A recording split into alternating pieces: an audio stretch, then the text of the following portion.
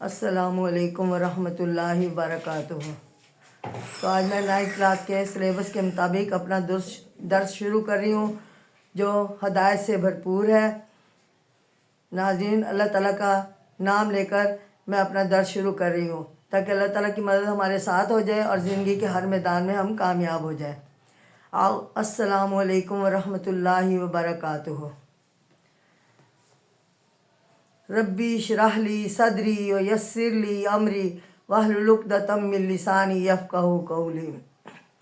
آمن الرسول بسم اللہ الرحمن الرحیم آمن الرسول بما انزل الیہ من ربہ والمؤمنین قل آمنا باللہ وملائکتہ وکتبہ ورسلہ لا نفرق بین احد من رسلہ قالوا سمعنا واطعنا غفرانک ربنا والیک المصیر۔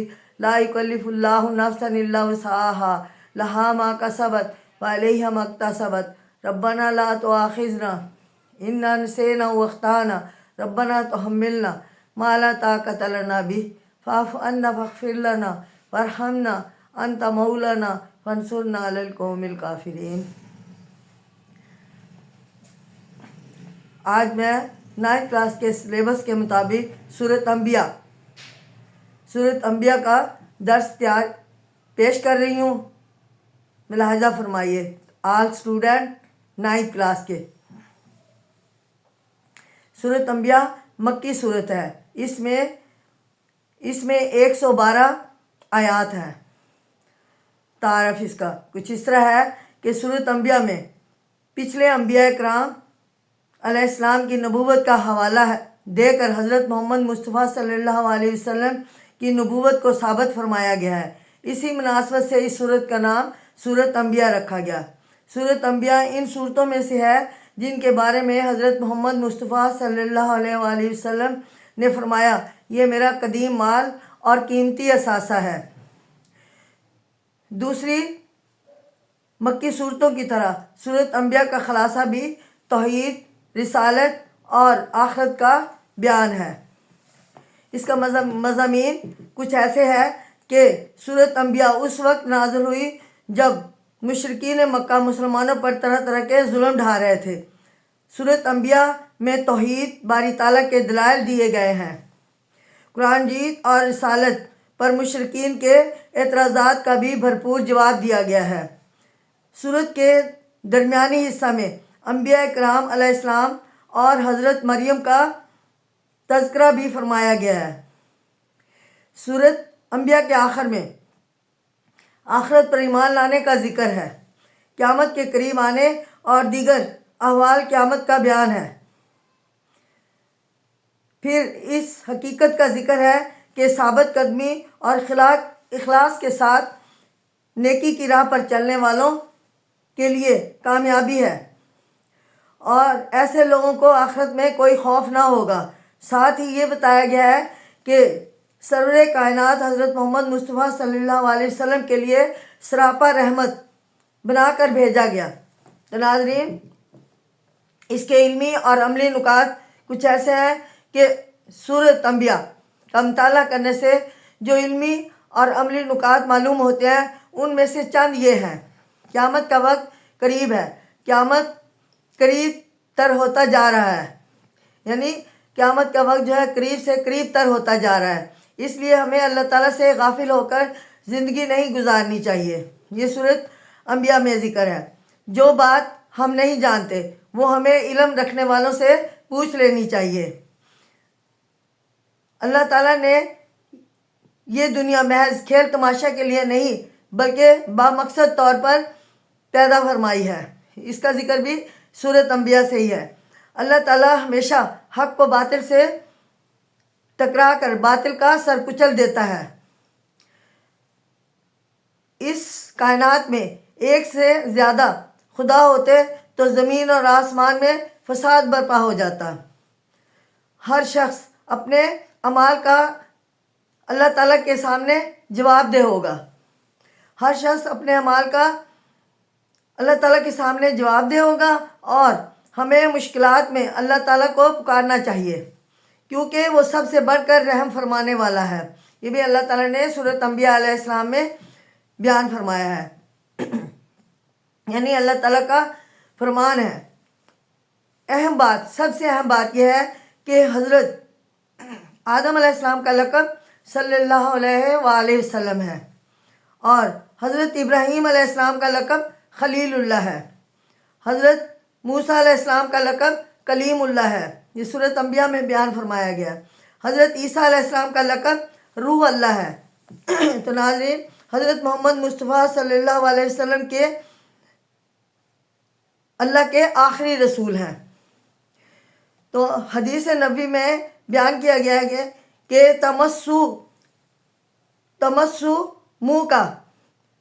تبسمو کا فی وجہی اخی کا لکا صدقاتن۔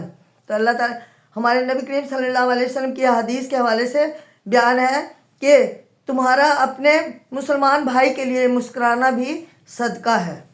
یہ سنن ترمذی 1956 میں جو بک شائع ہوئی تھی اس میں لکھا ہوا ہے۔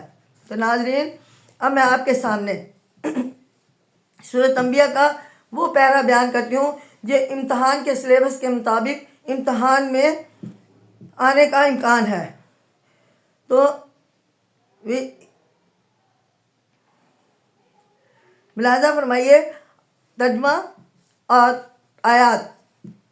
اولم یر الذین کفروا ان السماواتی، کیا کافروں نے نہیں دیکھا کہ آسمان اور زمین دونوں پانی برسنے اور سبزہ اگنے سے بند تھے؟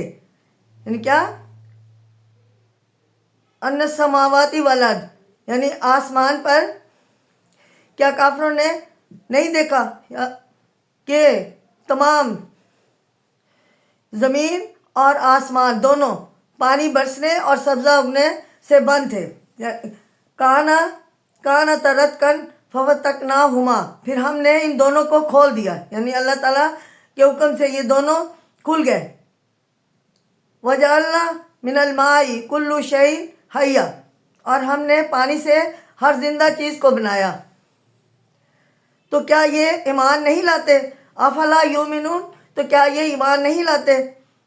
وجعلنا فی الارض رواسی ان تمید بہم، اور ہم نے زمین میں پہاڑ بنائے کہ وہ انہیں لے کر ہلنے نہ لگے، یعنی زمین چونکہ گول ہے اور بیلنس کو برقرار رکھنے کے لیے اللہ تعالیٰ نے اس پر پہاڑ تعینات کر دیے تاکہ وہ ہلنے نہ پائے۔ وَجَعَلْنَا فِيهَا فِجَاجًا سُبُلًا لَعَلَّهُمْ يَهْتَدُونَ، اور ہم نے اسی میں کشادہ راستے بنا دیے تاکہ وہ راستہ پائے، یعنی لَعَلَّهُمْ، تاکہ وہ یہتدون راستہ پائے یا ہدایت حاصل کرے سیدھے راستے پر چلنے کی۔ وَجَعَلْنَا السَّمَاءَ سَقْفًا مَحْفُوظًا، اور ہم نے آسمان کو ایک محفوظ چھت بنا دیا، اور وہ اس آسمان کی نشانیوں سے منہ موڑے ہوئے ہیں۔ وَهُمْ عَنْ آیَاتِهَا مُعْرِضُونَ، اور وہ اللہ تعالیٰ کی نشانیوں سے منہ موڑے ہوئے ہیں، یہ یقین نہیں کرتے کہ یہ تمام کائنات اللہ تعالیٰ ہی کی بنائی ہوئی ہے اور اللہ تعالیٰ ہی اس کو قائم دائم رکھنے والا ہے۔ لیکن کفار لوگ اس سے منہ موڑتے ہیں اور وہ یقین نہیں کرتے۔ وَهُوَ الَّذِي خَلَقَ اللَّيْلَ وَالنَّهَارَ، اور وہی ہے جس نے بنائے، یعنی وہی اللہ ہے جس نے بنائے رات اور دن۔ وَالشَّمْسِ وَالْقَمَرِ، سورج اور چاند، كُلٌّ فِي فَلَكٍ يَسْبَحُونَ، سب اپنے اپنے مدار میں تیر رہے ہیں اللہ تعالیٰ کے حکم کے مطابق، کیونکہ اللہ واحد لا شریک ہے اور اسی کے حکم کے مطابق یہ تیر رہے ہیں، یعنی گردش کر رہے ہیں آسمان پر۔ وَمَا جَعَلْنَا لِبَشَرٍ مِّن قَبْلِكَ الْخُلْدَ، اور ہم نے آپ سے پہلے بھی کسی انسان کو ابدی زندگی نہیں دی۔ أَفَإِن مِتَّ فَهُمُ الْخَالِدُونَ، تو اگر آپ انتقال فرما جائیں تو کیا یہ ہمیشہ رہنے والے ہیں؟ كُلُّ نَفْسٍ ذَائِقَةُ الْمَوْتِ، اور ہر جان کو موت کا ذائقہ چکھنا ہے۔ وَنَبْلُوكُم بِالشَّرِّ وَالْخَيْرِ فِتْنَةً، اور ہم تمہیں برائی اور بھلائی میں آزمائش کے لیے مبتلا کرتے ہیں۔ وَإِلَيْنَا تُرْجَعُونَ، اور تم ہماری طرف ہی لوٹائے جاؤ گے، یعنی آخر اللہ تعالیٰ ہی کی طرف واپس جانا ہے اور اپنے اعمال کا حساب دینا ہے۔ تو ناظرین یہ میں نے وہ پیرا جو امتحان میں آنے کا 100% امکان ہے تو میں نے آپ کے سامنے اس کا ترجمہ پیش کیا ہے. اپنے بچوں کو اور تمام میرے شاگرد جن کو میں اپنی آئی ڈی کے ذریعے بتاتی ہوں کہ اس کو غور سے پڑھیں اور زیادہ توجہ دیں اور اسے یاد کریں. انشاءاللہ امتحان میں ہو سکتا ہے میں بھی یہ آ جائے. تو اب ہے ناظرین میں اس کا اعادہ یعنی مشقی سوال جس طریقے سے پیپر تیار ہوگا اس کا پیٹرن بتا رہی ہوں. یعنی صورت اس میں چند درست جواب کی نشاندہی کی گئی ہے. یعنی آپشن سوال ہے. آپشن کے مطابق سورت انبیاء کو قرار دیا گیا ہے. اللہ تعالیٰ نے اس سورت انبیاء میں فرمایا ہے نبی پاک صلی اللہ علیہ وسلم نے کہ یہ میرا قیمتی اثاثہ ہے. یعنی اس سورت انبیاء کو قرار دیا گیا قیمتی اثاثہ. آگے ہے سورت حضرت محمد مصطفیٰ صلی اللہ علیہ وسلم پر سراپا رحمت ہے. اس کا ذکر ہے سورت انبیاء میں. سورت انبیاء کے مطابق جو بات معلوم نہ ہو وہ پوچھ لینی چاہیے کس سے؟ اہل علم سے. تو اس کے ہر شخص اپنے اعمال کا جواب دہ ہوگا اللہ تعالیٰ کو اور ہمیں مشکلات میں پکارنا چاہیے اللہ تعالیٰ کو. تو ناظرین یہ مشقی آپشن سوال ہے جن کا میں نے آپ کو میں نے آپشن کریکٹ بتا دیے ہیں. غور کیجئے.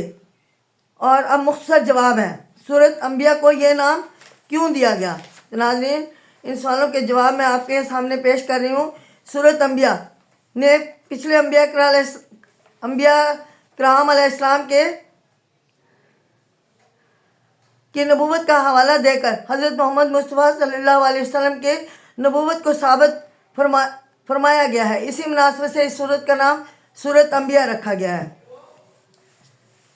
سوال نمبر آگے ہے کہ سورت انبیاء کا خلاصہ کیا ہے. سورت انبیاء کا خلاصہ یہ ہے کہ یہ دوسری مکی صورتوں کی طرح سورت انبیاء کا خلاصہ بھی توحید، رسالت اور آخرت کا بیان ہے. سورت انبیاء کے علمی اور عملی نکات میں سے 2 تحریر کرنے ہیں. تو پہلا یہ ہے کہ قیامت کا وقت قریب سے قریب تر ہوتا جا رہا ہے، اس لیے ہمیں اللہ تعالیٰ سے غافل ہو کر زندگی نہیں گزارنی چاہیے. اور دوسرا یہ ہے کہ ہر شخص اپنے اعمال کا اللہ تعالیٰ کے سامنے جواب دہ ہوگا.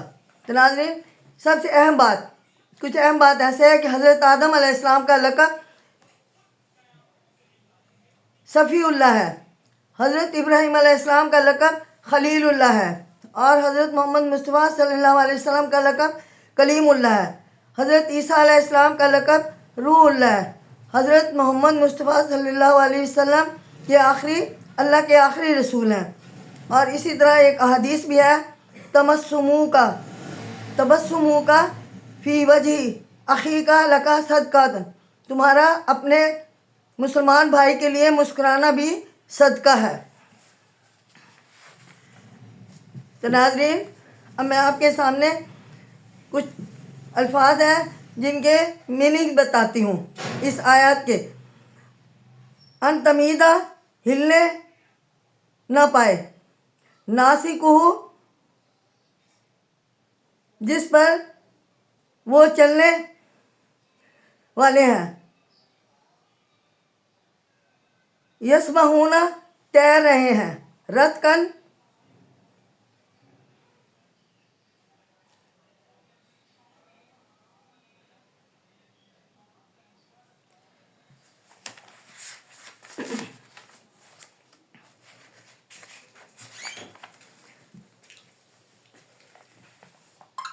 رتقن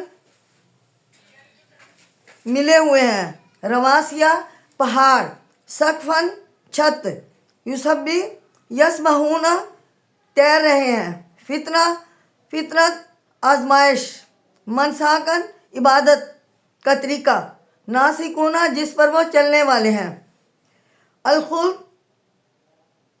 ہمیشہ رہنا، جیسے قیامت کے بعد انشاءاللہ جنت میں ہم ہمیشہ رہیں گے. جو مومن لوگ ہیں وہ خصوصاً ان کے بارے میں کہ جو مومن اور مومنین مرد اور عورتیں ہیں وہ سب جنت میں رہیں گے اور ہمیشہ کی زندگی ہوگی اور ہمیشہ وہ اس میں رہیں گے. انتمیدہ کہ وہ ہلنے نہ لگے.